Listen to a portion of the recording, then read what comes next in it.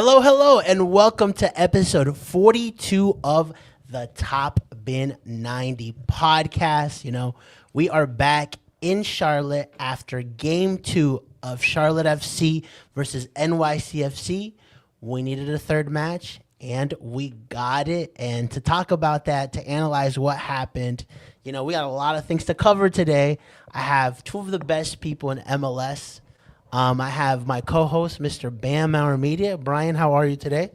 Doing good, man. We're back. Here we go. Game 3. Nice. And we also have Mr. Caleb Adams, Mr. Rage Baiter, Mr. Talking Crap about Austin FCDPs. Bro, them dudes are garbage. I couldn't believe how bad. Okay, that's off topic. I'm doing great. Nice. Awesome. And before we get started, we do have we want to talk a little bit about, our partnership with Continental Tire.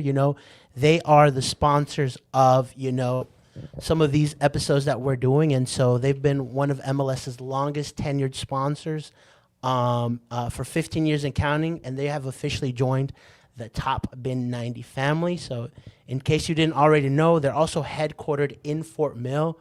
We're super proud that they're joining the Top Bin 90 team. As locals to Charlotte, it only made sense that they be the presenting sponsor of today's episode. With that said, we have a lot going on today. We're going to talk about, Charlotte FC's match. It went down to penalties. I think me and Brian had them going to penalties. Obviously, we had a 1-1, right? We're also going to talk about our dispute and disagreement with Wilfried Zaha, who's a fan a little bit of, the Top Bin 90 brand, if you could say that, right? And we'll also be previewing, this next crucial match, Game 3. And so someone said that there's an audio delay, Cisco. I don't know if... Gotcha. Okay, so if you guys still hear that audio delay, please let us know. But with that said, I guess we'll start off with you. Actually, you know what? Before we start off this, we actually ended up going to New York. Yeah. And so I'll start off with you, Brian. Tell me about, the best part of this trip, because I want to tell you guys, it was an interesting weekend that we spent. A lot of highs, some lows, anger, happiness, And so, Brian, kick us off. Well, I will say I learned what Doodle Bob was. I had no idea. Caleb, you don't know? All right, hey, I'm not alone. Wait, like the video game character, show character, the SpongeBob character. Oh yeah, I do. Okay, yeah, so I didn't know how big of a thing Doodle Bob was, but that was Jorge's Halloween costume. And we went downtown New York, and people were going, no, like every minute on the subway. It happened like 7. We made a bet. So I was like, I didn't know how big of a deal it was. And he's like, dude, it's going to happen like 30 times. And I was like, all right, maybe what, 10? And we set it out at 10. We made a bunch of rules around it. I was like, okay, Jorge, you can't start the whole Manoy.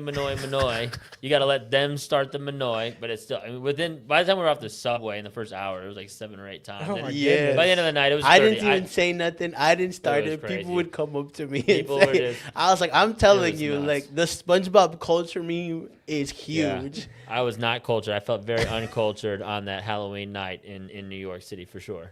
That's hilarious. Well, I'll tell you a little bit. I know the trip was fun. We actually went with Aaron on our team, CJ on our team.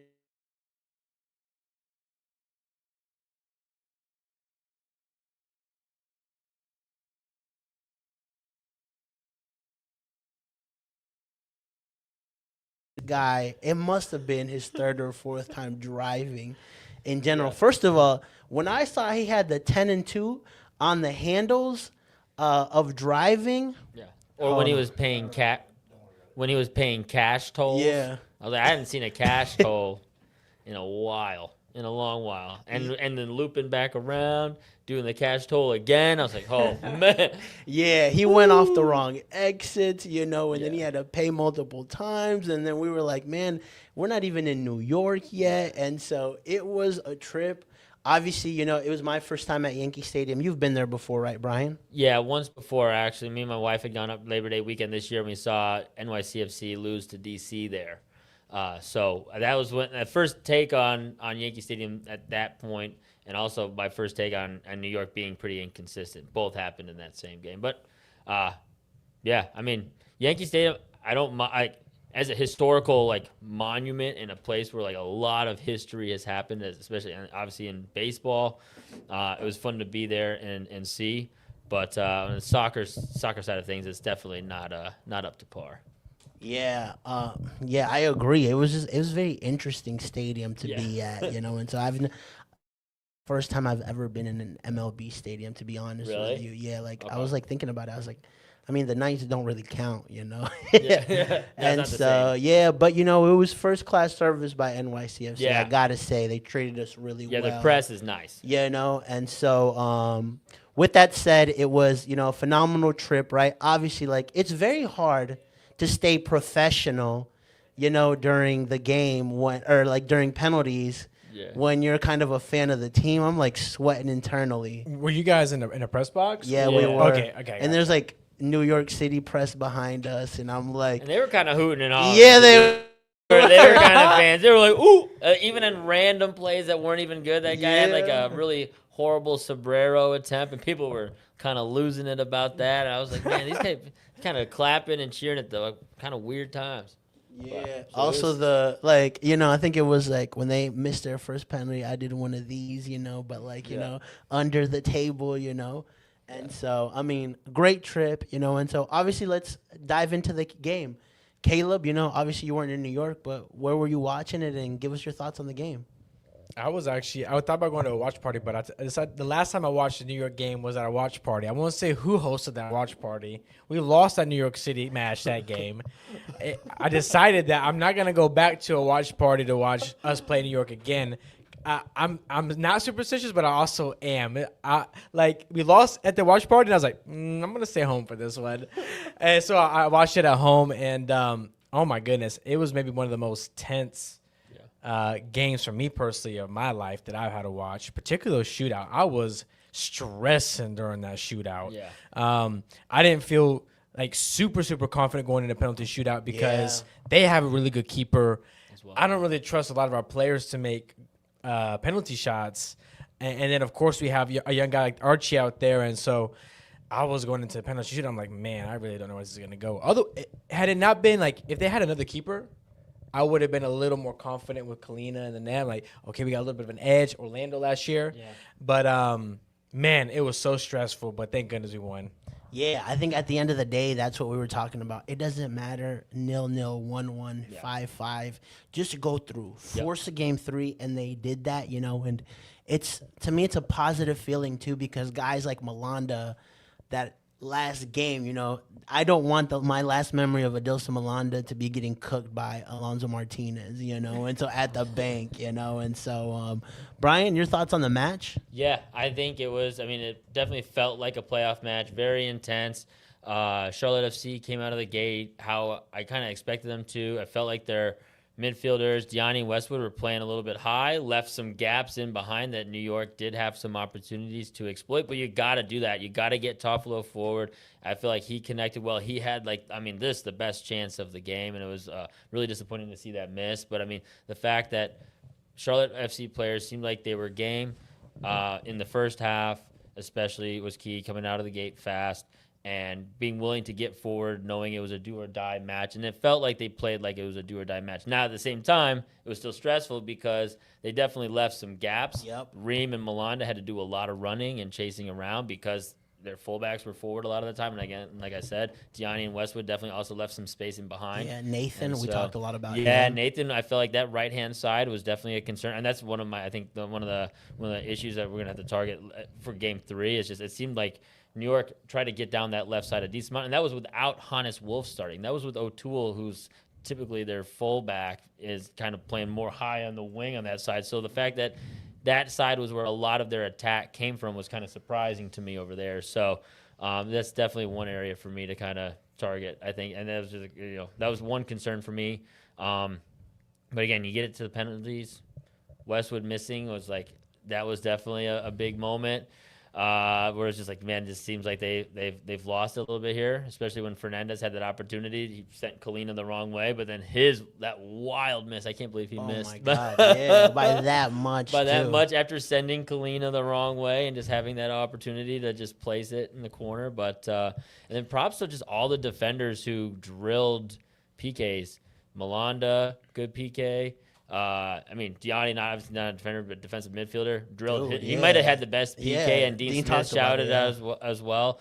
And then Archie Goodwin. I was gonna say that. I mean, come going on. first, you know. I can't lie. When I saw RG step up, I was like, man, we're I was cooked, nervous bruh. too. But Bro, when I I'm saw not them in, gonna I was lie. like, I was nervous too. there is no way this man's stepping up for a penalty. First. I'm like, this is really gonna set the tone, because if he does make that, like, what a Yeah. boost to the team, seeing that Yeah. your new kid come on the block, 20 years old, step up, hit his. Everyone else behind him is feeling a lot better. Yep. And then Dean said that Archie hasn't missed a PK in practice since he's joined the team. So, I mean, he's clearly come in on that side of things with a decent amount of confidence. And so, That's so Dean Smith, where like, okay, like this is our best guy at doing this or whatever. Yeah, let him go first. High pressure game, Yeah. 20-year-old, like Hadn't we're played more than out. 15 minutes. Yes, I'm like, bro, that is such a Dean thing to do, you know. Yeah. And so, well, props to him, because I was like, wow, is Archie good at this, you know? Yeah. And so, I think, like you mentioned, I think we played a lot better, and we'll talk a little bit about the impact of Wilfried Zaha, you know, and so, but also, you know, Brant Bronico was phenomenal, you know, and that, especially that first half, you know, the volley he had, you know, hit the post, you know, he had that back pass to Ashley Westwood, who also hit the post. Yep. He had that cross where Cross. Tokolo, you know, got a touch on it, and then Toffolo missed. You know, and so I think, you know, he had a really, really good game. And so he was somebody that I saw that I was like, okay, he was impactful. He's somebody that stood out to me on this game. The whole midfield, I think, just stepped up. That was a big problem in the first game, was the midfield. But every single midfielder was just way better that game. And guess what? I mean, midfield controls the game. That's the heart of the team right there. And they controlled a lot of the game. And so Gianni stepped up too, way better performance, made 5 tackles that game, had a monster defensive game as well. Brian, who else stood out to you in this match? Well, Bronico was definitely the guy I was gonna call out there. I mean, I guess we can kind of maybe get into Zaha a little bit. Yeah, let's talk about him. The impact of having Zaha back in the squad. Obviously, in a second, we're going to talk about, you know, our little exchange. But let's just look at it from a perspective of not having Zaha to having him for game 2. Well, I mean, that's one of the reasons I think Bronico had such a strong performance. He found a lot of space because Zaha was absorbing a lot of the pressure, getting on the ball in different spots. It wasn't just Zaha on the wing that when he initially found Bronico on the right wing, it was because Zaha came centrally, absorbed pressure there, created space on the wings for the players to run into, and then he finds them with the pass. And so just kind of moments like that, I think Zaha just really created opportunities for everybody around him. And I think Bronico was one of those guys who just really reaped the rewards of finding space on both wings to make off-the-ball runs and just do what he does best, which is just run and run and run. Yeah, and Caleb, you talked about it, you know, in the last pod. You know, he's a guy that they're going to look at that's going to draw those fouls, you know, and we saw a lot of that, you know, him being targeted in this New York game. Yeah, I think something that doesn't get talked about with Zaha is just how physically built he is for this league. Yeah. Like Zaha, like strong athletic wingers do well in this league, and especially if they have skills. Look at Bouanga. Bouanga's a guy, he's about 5'10" in height, very strong, good on the ball, electric. You know, obviously Son, we know his talent, but I think that these wingers that are stronger, more physical tend to do really well in this league because they can handle the strong, fast fullbacks. You know, we saw Abada struggle with the physicality of O'Toole and all the different New York defenders. Zaha is able to not only beat a guy, but if he doesn't, he can shield and recycle play, whereas someone like Abada just loses the ball. So physically, he was up for the game. He looked hungry. He was taking guys on.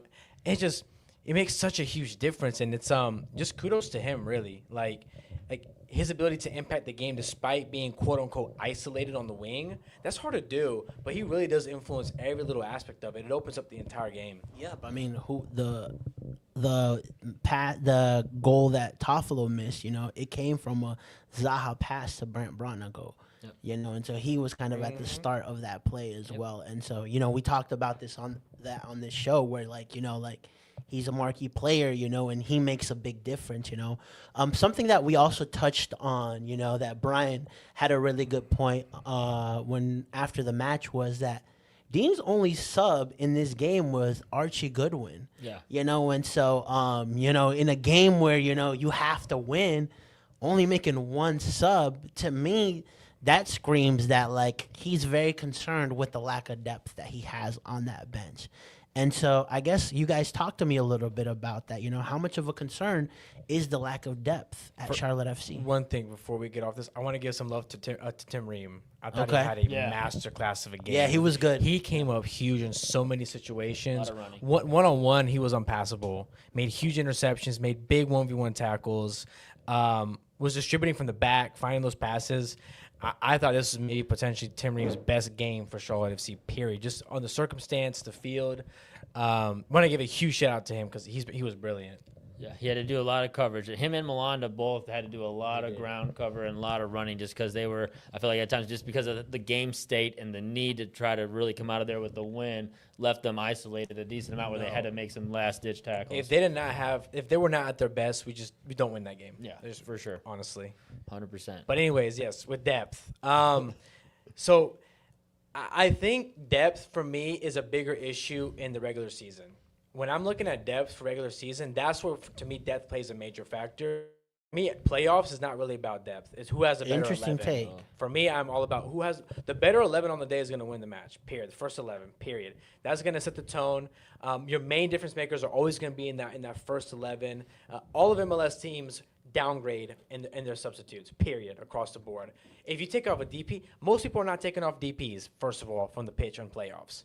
So, there's never really a gap between MLS teams because they're keeping their DPs on for the whole game for the most part, right? Like Bouanga and Son are not coming off, so it doesn't matter who you have behind them. It doesn't matter.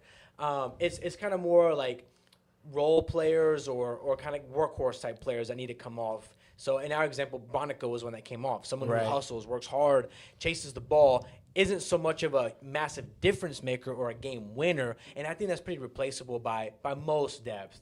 And so I'm really thinking of depth for playoffs. I'm not too concerned about it. I don't think it's as important as the regular season. Interesting take. I don't know if I fully agree with that because if you have one or two key missing players go out, then you're in big trouble. If you have injuries, of course. But and so no, for sure. I mean, injuries when it becomes a major factor. If your DP gets hurt, absolutely. But I don't think depth is as big as an issue or pain point in playoffs. Isolated in playoffs as it is in regular season. In the regular season, it is a huge factor.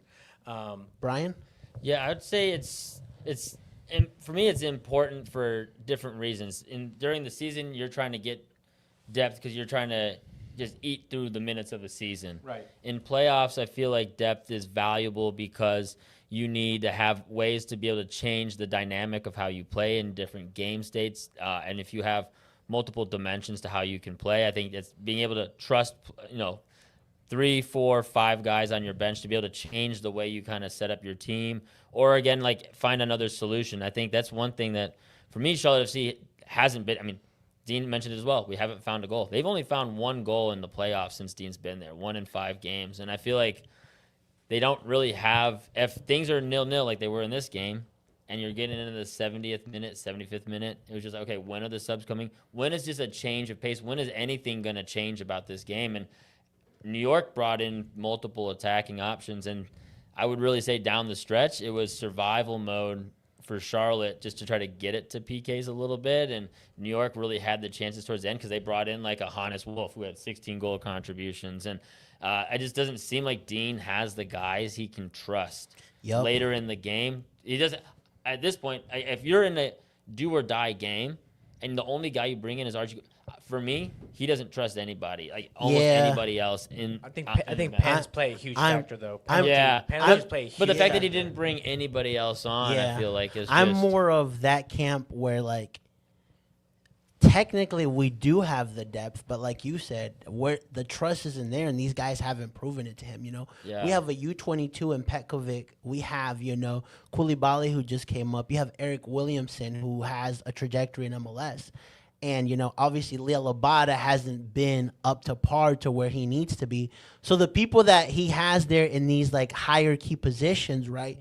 Like he doesn't trust any of them. So that to me is, okay, well, like, I mean, I'm at a point where I'm trusting Dean Smith because, he finished 5th, he finished 4th. He has my trust in terms of what he thinks is best for the team. And he's been proven to be right more than not.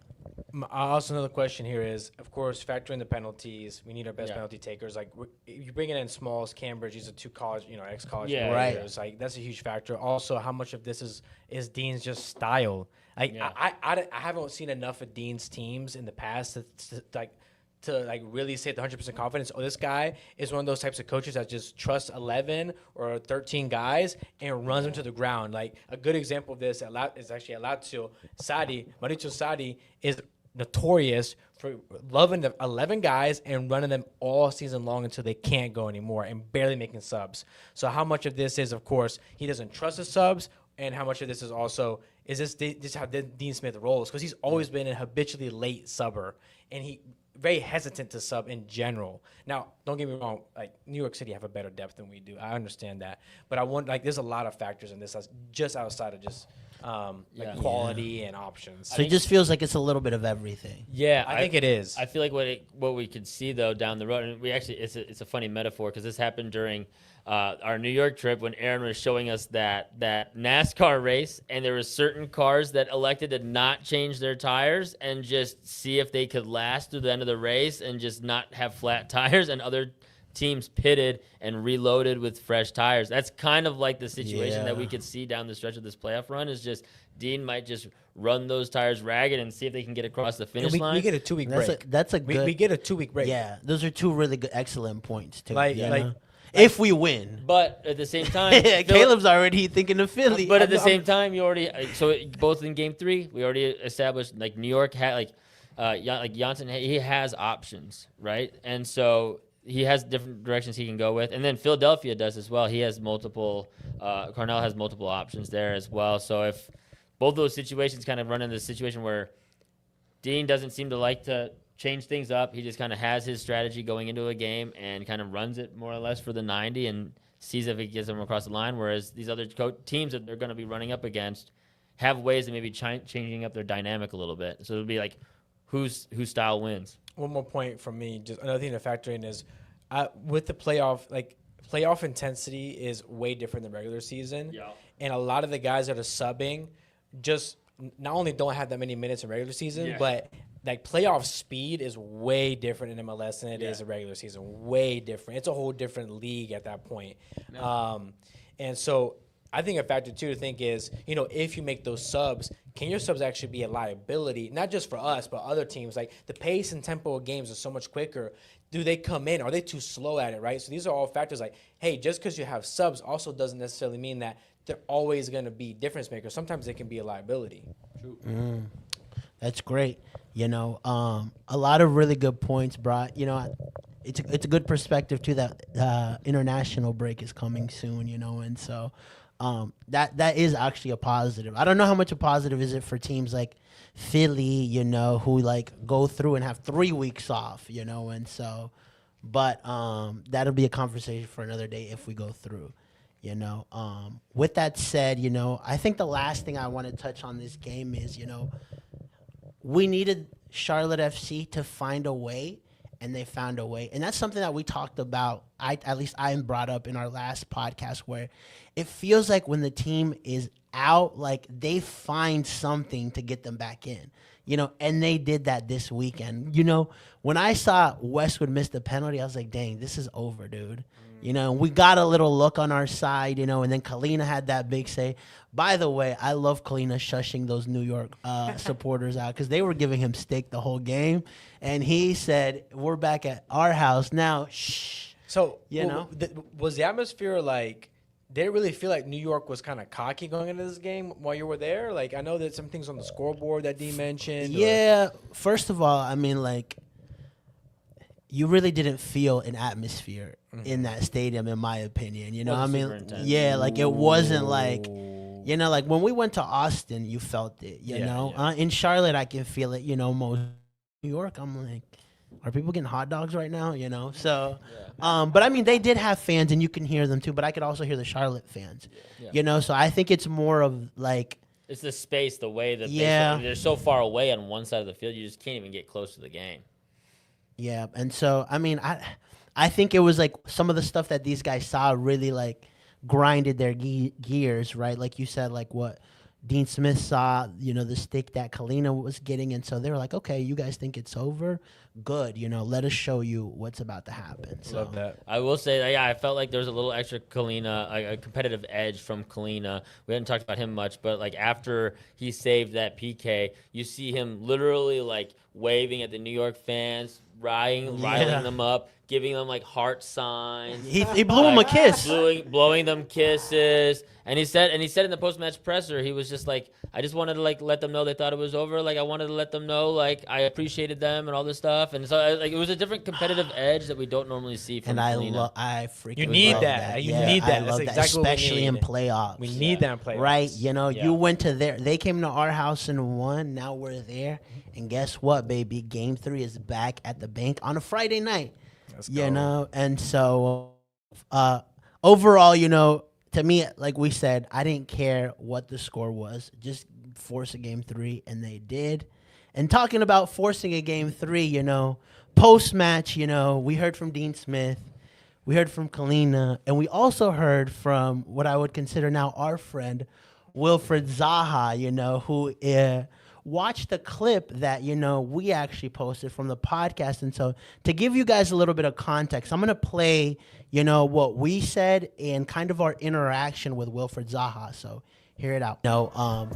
That marquee player that can truly make a difference, right? And that's what Wilfried Zaha is, and that's what we're expecting of him in game 2. Show us why you're the difference maker. Show us why you're the player that we're depending on.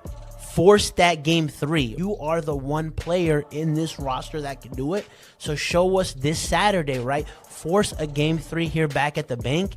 And whatever happened in him missing in Charlotte is forgiven pretty much. Yeah. Because if we don't go through, right, a big portion of the criticism is going to come to him, and rightfully so, because we were depending on you in the playoffs. In the playoffs is when we need our talisman players, and we're missing him in the first match. You control top bin 90, right? Yes. I saw one of your stuff saying the game today, if we didn't win, it's down to me. I was thinking, there's like 20 players. I didn't say it was down to you. I said you played a big influence in the game, and you did. Yeah, but then it's difficult to say it's down to Wilf if we mess up or whatever, because like, if we're going to think like that, then I should have a potential of all the players that's playing. And since the one game I don't play, and if we don't win, it's down to me, because I got a red card after getting fouled 1,000,000 times. You know, it's easy to talk from the other side, but we've gone 34 games. And I've been fouled 1,000,000 times. Like, I'm human. So it's like, you can't say, oh yeah, it's on the Wilf, because at the beginning of the season I was hearing... Recording in progress. I was hearing, oh yeah, get Wilf off, put others on, all that stuff. So it's like, From it's a us bit... or for somebody I else don't on know, that? I'm just saying. I was Yeah, getting that talk yeah. before, so it's a bit mad to hear now, oh yeah, without Wilf, we can't. Well, I think it's part of, you know, you're a key player on this team. I appreciate that. And we appreciate how key you are, you know. Like we said on our podcast, we haven't had a marquee talisman player like you. And obviously in a game like today, it showed. Your quality was shown today. Yeah, no, I totally understand. But I just, obviously, I see stuff. And I don't speak on it too much. But obviously, I thought, I walked in and I saw you and I thought, you know what, let me voice my opinion. You know? Awesome. You know, first of all, I want to say, right, that my level of respect for Wilfried Zaha went up this weekend because, you know, he saw something on our podcast that we said and that he didn't like, you know, and, you know, he confronted us about it in a very respectful manner. And to me, to a degree, I think he has a point when he talks about we don't know what it's like to be to be on the other side of that, getting fouled 10, 12, 15 times and having to control that temper, right? Especially with the type of player he is, right? Where I'm going to always disagree with Wilfried Zaha is on the fact that, because he got a red card in the first game, there was going to be added extra pressure on him in that second game, right? Because he is the marquee signing. He is the DP of Charlotte FC, right? When you look across the league, right? At Miami, you're depending on Messi, right? At LAFC, you're looking at Song and Bouanga, right? There's key players in every team that you're going to depend on. And Wilfried Zaha, you are our marquee player, right? We're in the tough situations for Charlotte FC. We're going to be looking at you, right? And so whether that's just the nature of how this league has played, that's why we have designated players in this league, right? And so, again, big respects for him for coming to us and addressing that, And, I'm not naive to know that when you have a bit of influence in a market, you're going to ruffle some feathers with players. You're going to ruffle some feathers with people. And that's why anything we say on this podcast, I'm willing to back it up in front of other people, right? Because we're not going to come on here and talk, a whole bunch of crap and not expect there to be any retaliation from anybody. But the way that Wilfried Zaha handled that, I thought was truly respectful from him. So, Brian, I want you to touch on this. Yeah, I feel like I don't even know if we talked all that much crap. We kind of provided a bunch of different, just opinions on kind of how the situation went down. One of my main points was that Zaha picked up a red, and that's a huge letdown to the team. And it's important for him to be able to show up and show out in the game too and respond to that. It's professionalism at any level. It's not just in soccer. That's at any role. If you let your team down at work, wherever you're at, and you're a key player in that role, it's important for you to show back up. And I think that is what he needs to do and continues to need to do. Even Dean Smith kind of called it out a little bit in terms of just, we haven't scored a goal yet, right? That's looking to him still even now. Yeah. So, I think that doesn't end until we see the ball hit the back of the net and ripple and get the win. And with the influence and the stature of player he is, he could have easily just went online and said something, or people that are very pro Wilfried Zaha, he could have just sent him our way. Yeah. And so I just find that in the world that we live in, it's very easy not to have those types of confrontations, right? Which wasn't really a confrontation. It was more of a respectful disagreement. And I think also because people messaged me after it, they got to see a different side of Wilfried Zaha in a positive light where hey, we got a better perspective from him. And so, Caleb, do you want to add anything? Because you mentioned some stuff, but you were all I love Wilfried Zaha. I'm good. No, I'm kidding. I will say I've been wrong about a lot of players, but I have been an avid defender of Zaha from the start.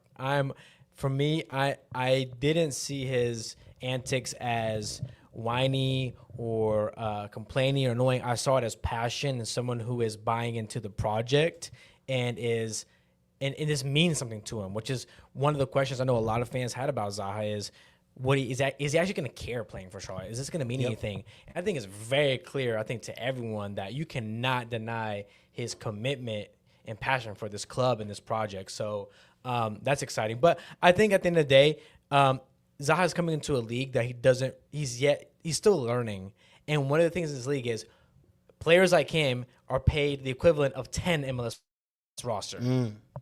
That's MLS. When you're in the Premier League, yes, you may be the highest paid guy, but the next guy after you is not that much of a difference. But Zaha's salary is literally 10 to 12 MLS guys on the roster. So there is a different weight to DPs in this league than there is 100%. In other leagues. It's just the nature of the league. It isn't particularly even Zaha. Every single DP in this league is going to be scrutinized. Look at the Austin game, their DPs, how they're scrutinized, how the attention comes to them when they don't score. So it's a different league. It's a different level of expectation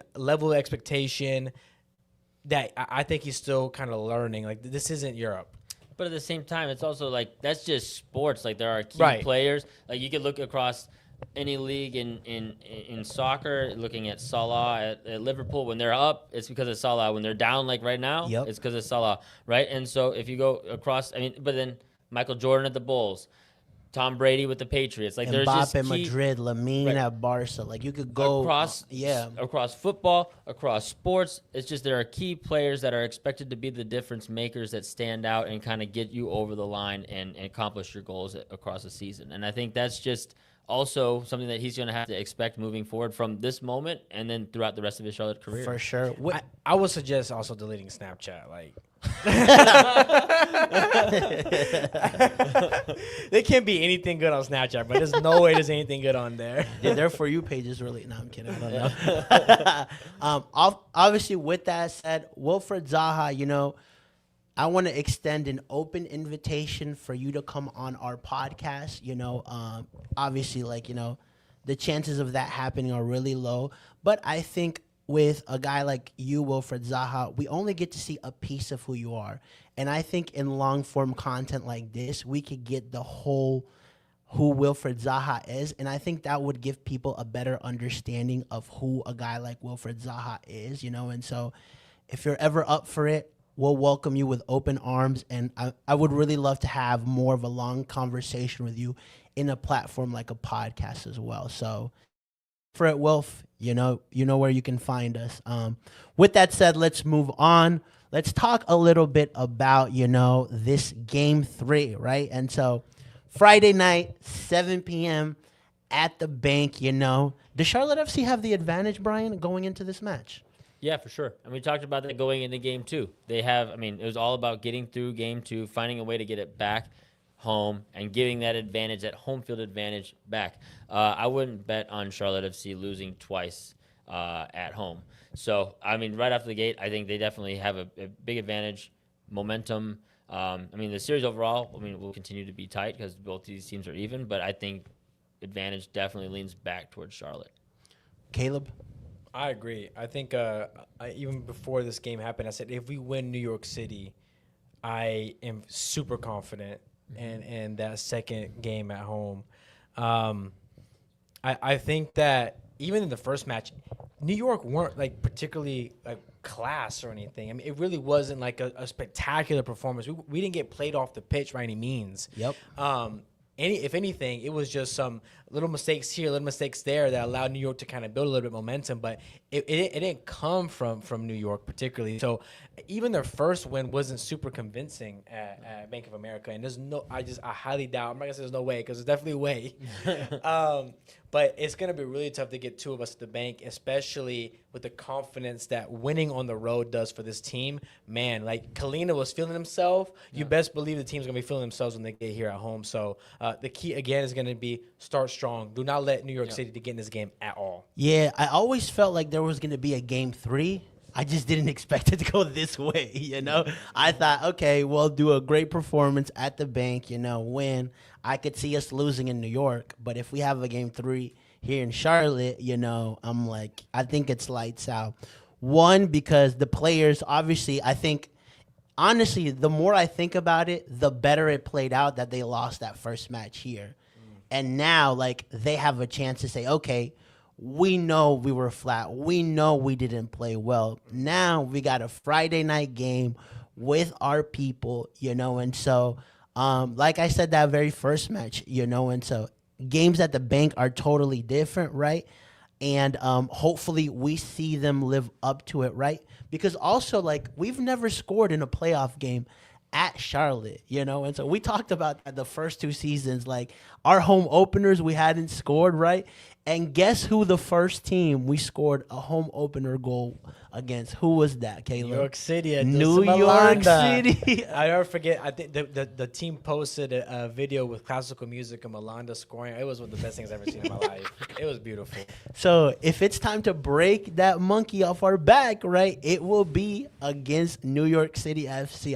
I think I asked Dean this at one press conference. Like, Dean, there's something special between you and New York City FC. The first win at home came against them. The run of the 9-game wins came against them. The loss of the 9 wins came against them. And the first goal and the first time going through a playoff could be against NYCFC. It could also be the first the second time we lose against them. So plenty of directions they can go in this one. I think the main thing you just touched on it, Jorge, was the lack of goal scoring. Like, I think Charlotte definitely needs to find a couple goals in this one and just really get the crowd into it, because we haven't seen that side of just a playoff atmosphere. It's sort of like when we talked about in the early days of just those home openers with the huge crowds and not having the impact of goals and wins and stuff like that. I feel like that's kind of what this moment needs, is like just get that first goal, get that first real playoff roar of the bank packed, and just really kind of take it off from there. I feel like the longer the game goes without a Charlotte FC goal, that's where things get a little sketchy and tight. I totally agree. I think if it's the 70th minute, it's 0-0. I'm getting nervous at that point. I'm getting nervous. I think a first half goal would be absolutely huge for the team to get the crowd into it. The team will feed off of it. Again, it's just a good start. Especially if Zaha scores it, man. If Zaha scores that goal, that place will lose it. Anyone scores, but man, like. It'll be great also for Zaha. I want Zaha to get that goal. Same. Let's keep it. Like, I would love to get some momentum, get him hot here in the playoffs. Because, like, if we're gonna get goals, they're gonna come from him. Like, that's it. Like, we don't have Pep. Like, Zaha is the guy. Yeah, especially like Edon hasn't scored in a while, and so he was the other guy that's kind of been putting him in the back of the net. Vargas every once in a while has a goal, but I think Zaha right now, like you said, especially missing Pep. Right. And so, I mean, it should be a phenomenal game. And so, again, like, I'm fired up that it's at the bank. Last year was in Orlando. We almost won it in Orlando, too, and so. I'll say clinching, too, at home. What a great feeling. Like, yeah. Because you get to celebrate with your fans. Like, if we had clinched in New York, don't get me wrong, I would have taken that 100%. I'd like to get this over with. Yeah. But being able to also celebrate that playoff, that historical moment for the club with the fans would be extra special. Yeah, and I think I talked about this in our last podcast where, last playoff they went from, bad to good to even better, right? And it feels like they can go the same trajectory here where at home, better game in New York, you found a way to win, and you can have an excellent game here, and you have that X factor of being in front of your people at the bank. So I also want to touch on a couple of questions that, people have sent our way. So shout out to everybody that sent questions. And so I'm going to start off with Gonzalo's question. If we are the losers on Fridays, is the season considered a failure? So Caleb? Yes. Dang. Okay. Really? Okay. Yeah, 100%. For me, the gauge for Dean this year wasn't even being top 4 or not. It was really, can we win one playoff match? Can we win one knockout match for that matter? I mean, the U.S. Open Cup has been disappointing. Leagues Cup has been a disappointment, especially considering how we did that first year in Leagues Cup under Latanzio. For me, it's cool, but at the end of the day, the regular season is secondary in MLS. It matters, of course. It is, what are you doing playoff time and knockout time? And Dean came here to win titles, to compete for titles. You have to get past the first round to do that. Brian? Yeah, I think it's a little bit of yes and no. I think the recovery they did to get fourth, I think it was spectacular, and I think that's a win. At the same time, as Caleb said, Dean Smith has never advanced past an MLS or first-tier team in a tournament, in a knockout competition. And that's such a big part of what MLS is, and that's what American sports is playoffs. Yeah. And so to adapt to American soccer and MLS, it's about advancing in tournaments. Fans here like to see those quarterfinals, semifinals, finals runs. And so I think just being able to show that he can actually take this team on a run is that next big step. It's either you call it a failure this year or it's the biggest question mark in year 3. Can he actually help advance this team and get over that hump? So I think it's like, as a yes and no. I think they accomplished one of their key goals, which is getting fourth, getting these home games. I think getting the crowd really into it. But at the same time, there's still another level that this team needs to reach. And you can either answer that question right now, or it's going to be the main focal point of the entire 2026 season. Yeah, I think I'm more on the second portion of what you said. A no, simply put, because first season he finished fifth. It wasn't his team. This is more of his team than less of his team now. But he still managed to finish fourth in a very, very tough Eastern Conference, right? And so he's missing a key player in Pep Biel right now for the team. And I just think if we don't go through, all it does is add extra pressure for year three. I wouldn't necessarily consider it a failure. Well, let me ask this. The team set out, right? The expectation was to finish fourth. Right. That's what we expected from the team. That was going to be we talked about before the season, anything lower than that would not be a big step up. If we got the first round, we've gone up one place on the table. How have we progressed as a team? I mean, what was the, you know what I'm saying? Like, we go up one place on the table to fourth, from fifth to fourth. We lose in the third game once again. I think it's providing, Even as a higher seed. I mean, if anything, going out when we're hosting two games is a bigger failure than going out against Orlando. I don't know if that's the lens I would view it in, because I think first year we were expecting stability and we saw that. And then second year for me is consistency, right? And so, although the way we got to fourth was inconsistent, to me, consistency is the improvement of the squad, right? And the mentality of this team. Obviously, you're right. If we go out and lose to New York at home twice and get that's a big hit, but I still wouldn't consider it a failure, because I think the real pressure comes that next year where okay, now this squad is truly yours, right? Now you really have to deliver, either finishing or either being in some sort of cup final or going deep in the playoffs. Wait. So your expectation is to go from, it's okay we don't go past the first round, but we better make the No, final. I don't. That doesn't I'm make not. any sense I'm not for saying it's progression. okay. I'm just saying I wouldn't consider it a failure. That's fair. I mean, I understand. I think failure is a strong word, but Yeah. I think what the team set out to do, Yeah. they very much, I think they're setting the expectations. to me, for it just themselves. raises question marks for 3 years. There's more pressure in year three now, because 2 years in a row now you couldn't get through the first round. Yeah. That's where I'm at. I would say also just, while they only moved one place up the table, they did move up 8 points. That's a pretty significant That's a great point, difference. yeah. I would also say, Everyone went up a bunch of points. yeah. Yeah, That's well, across the Orlando went board. up 2 points That's and just finished averages. ninth, right? Yeah, that's across the board. The points went up, so I can't even give that as inflation. Yeah, but That's literally inflation. That's literally inflation. That's why. Yeah. That's why I didn't mention it. yeah, but that shows the competitiveness of the East as well. But I would also so. say, Yeah, I mean, for sure. I'd also say one other thing, that their gameplay has changed a little bit, right? In their first 3 seasons, they had never scored for more than 9 consecutive matches. They scored for over 25 consecutive matches this year, and that's because of Wilfried Zaha, Pep Biel. Have a foundation in their attack that they didn't have at the end of 24, and so that's something to build off of. And I would say that also for me, going into 2026, you have some momentum building. Hey, we have some of our key guys on the attack. Obviously, Milano leaves. You have to fix some of those problems at the back. But for the most part, you have kind of a core in place at all 3 lines that I don't think this team has had before. But Nice. that's a front office success, which is are we rating Dean's season and the team season, or are we rating the front office? Well, I think it's all it's all part of it. Yeah. Right? It's all in part terms it. of recruitment, we nailed it this year. Yeah. Recruitment. Zoran, the scouting department, they've done their job. They've given Dean a team with some good players, and we go out the first round.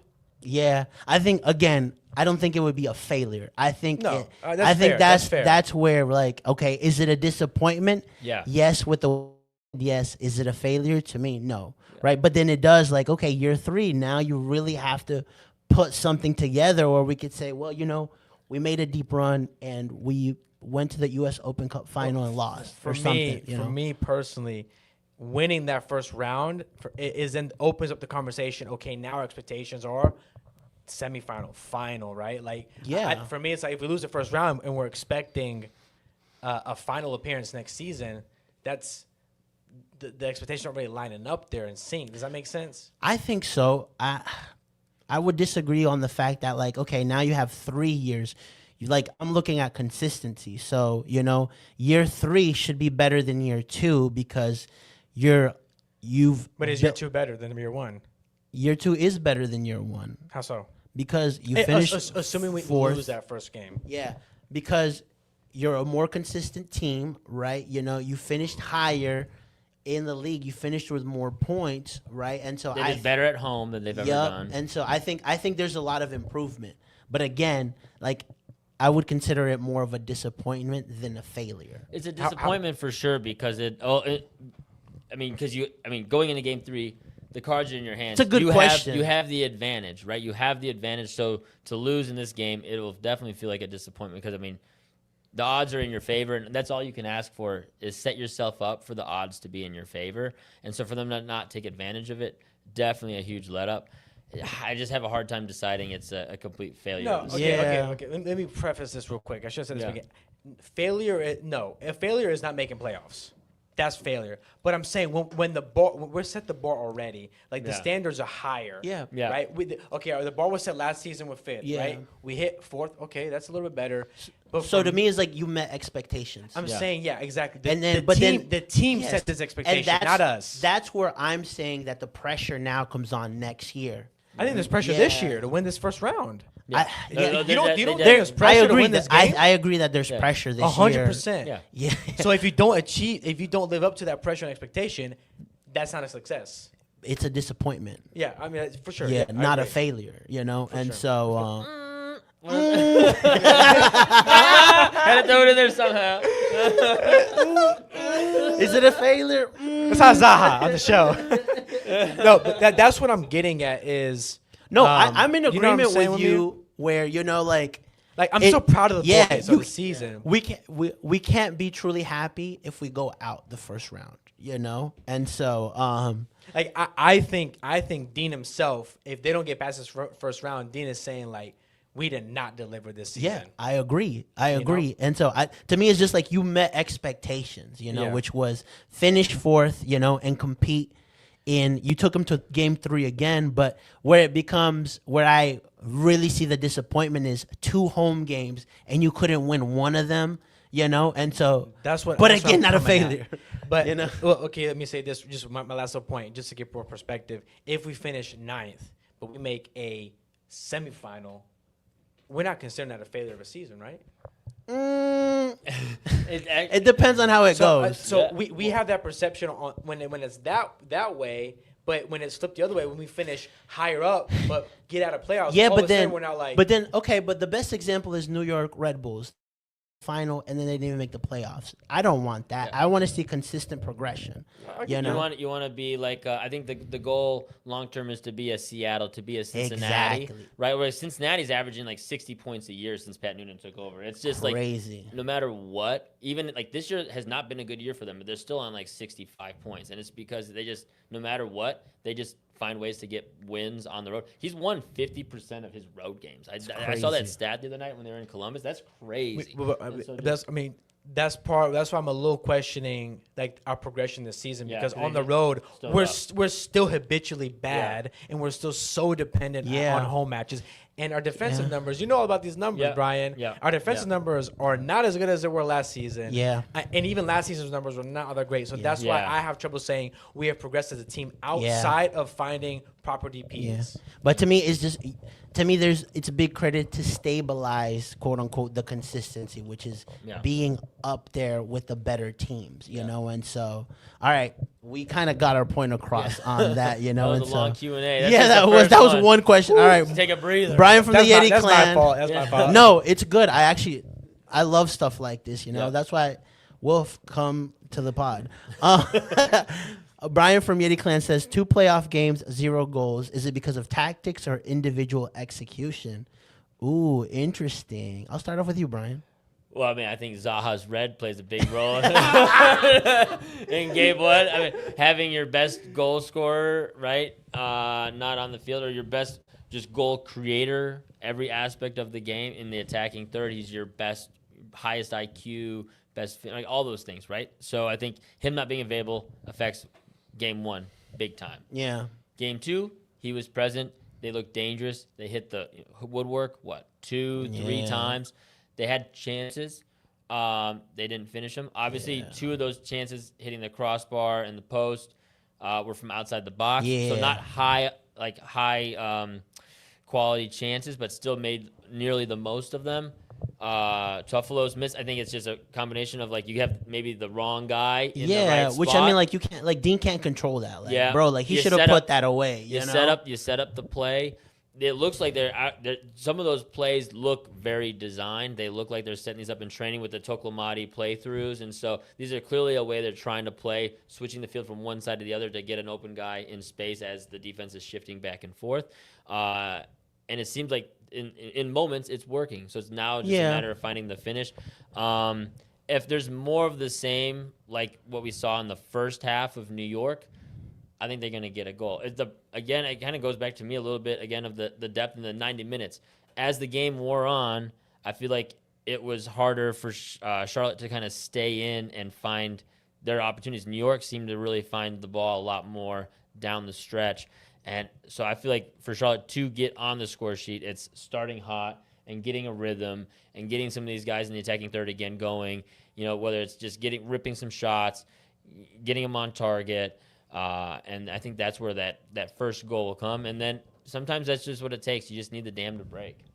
I think it's just a result of the 4th and 5th seed going at it. Like this is I was New York's a good defense. I was This gonna is- mention this that too. every single year. This is the most evenly matched Yeah, and Dean game touched and on it. series Yeah. of playoffs.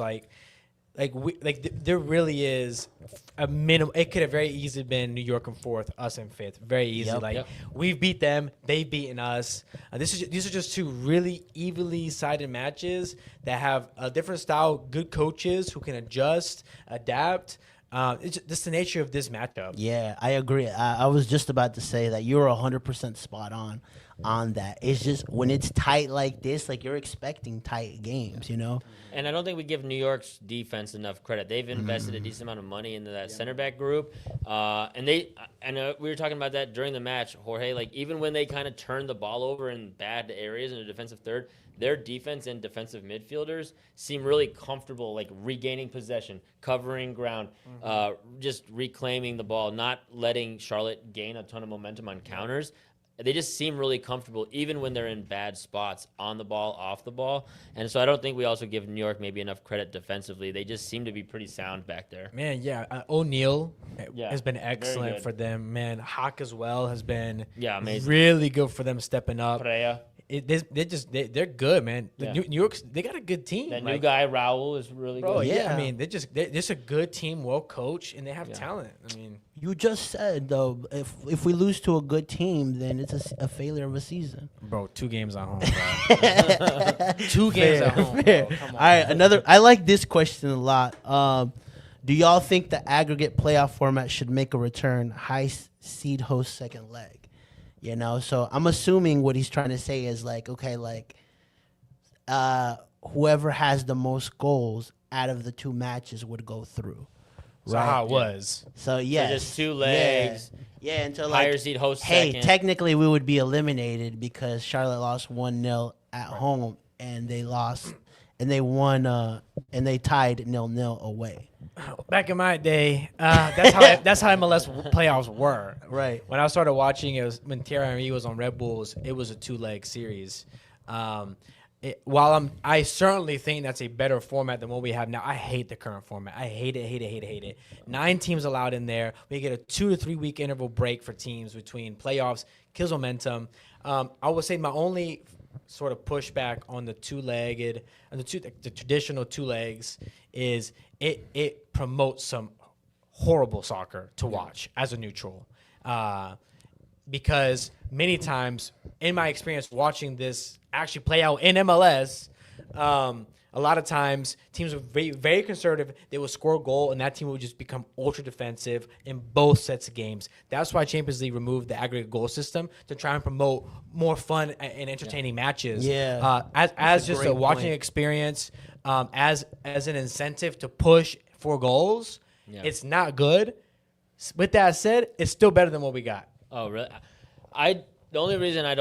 The only pushback I have on the 3-game series is just that international break. But I don't Me know. too. I don't know what you can do with it. I've grown to like it. This year. I've grown to like it a lot. This year, the 3-game of the games Yeah. have been crazy, Yeah. bro. Look So many at good Portland against Vancouver. games. And they're going Columbus. at it. They're going at it. They're you know. like even Cincinnati down 2-0, 3-0. They're like, we'll throw Orellano on. Let's just see if we're down a man. We can find a way back into this game. There's nothing to lose. We might as well. We're just gonna be home in Cincinnati for Game 3, anyways. Yeah. We might as well just. I'm see. with you. I've grown to like it. I just think there's a lot of, and especially when you have the big rivalry matchups line up, like a Hell is Real, like a Columbus and Cincinnati. It really just gives time for those kind of matchups to really kind of just grow and foster more animosity. I think even like last year with Charlotte and Orlando, it just felt like there was a little bit more there. After 3 games, we got used to talking about both teams a lot more. The teams got to know each other a lot more. And I feel like it just adds a little bit of extra oomph. Like if I'm a Portland fan or a Columbus fan right now, like I'm hype. Okay, we just forced the Game 3, you know. And or how about Nashville, Miami? That series is kind of Yes. going off. I The didn't even think fans, about that. in Yeah. Nashville are like throwing the coyote up in the Yeah, air. They're going that was crazy. funny. They're going crazy. And At first I was like, this is stupid.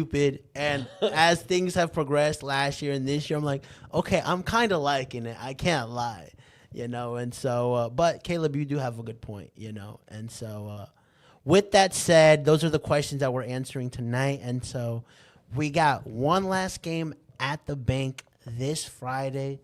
Charlotte, you know, I want this Friday to be one of the most memorable experiences for all of us in a positive manner. You know, I want that bank to be rocking. I want everybody and their mom out there. And I want to see one of Charlotte FC's best performances ever. And I think that would be such a good way to cap off at least this home playoff game. Because if we do go through, we got to go to Philly, you know, and that'll be another animal. And that's a top another day. So let's get into some score predictions, fellas, and I'll start off with you, Mr. Caleb. What are we thinking? I think I'm gonna go 2-0 us. I think we're gonna. Is that the same score line that we beat him at home, or what was that score? What was the score line we beat him at home? Do you remember? Yeah, it was 2-0. 2-0, right? Dokolo and Vargas. It was Yeah. 2-0 both ways, I think. Yeah, Yeah, I think that's right. I think it's gonna be 2-0 again, but this time in Charlotte FC's favor, and I think we'll forget that goal. Yeah. Who else? You know what? Bronico's been on the edge for a lot of these chances. He lately. has. He's been like He's been on the I end. love a playoff brand goal. He's been on the end of a lot of these chances lately. He's getting there. He's knocking on the door. I think he'll finally break here. So Bronico and Zaha. Brian? 1-0. I think it's going to still be pretty back and forth, a little tight. I think 1-0, though. I think Charlotte does find that goal. Wilfried Zaha. Nice. Awesome. Yeah. You're taking my scores, bro, every game. I'm going to start going first. And so, 1-0, you know, a Wilfried Zaha goal. You know, we'll be down there. He'll come over, grab the camera, and be like, yo, follow Top Bin 90. And so, yes, I mean, I'm very positive. I'm looking forward to this game. I said if we force a Game 3, we will go through, and I am sticking to that. We will go through this series, you know, and so hopefully next Tuesday we will be back to talk about, you know, a Charlotte FC win. And so with that said, what did you just do? With that said, thank you guys. Over and out.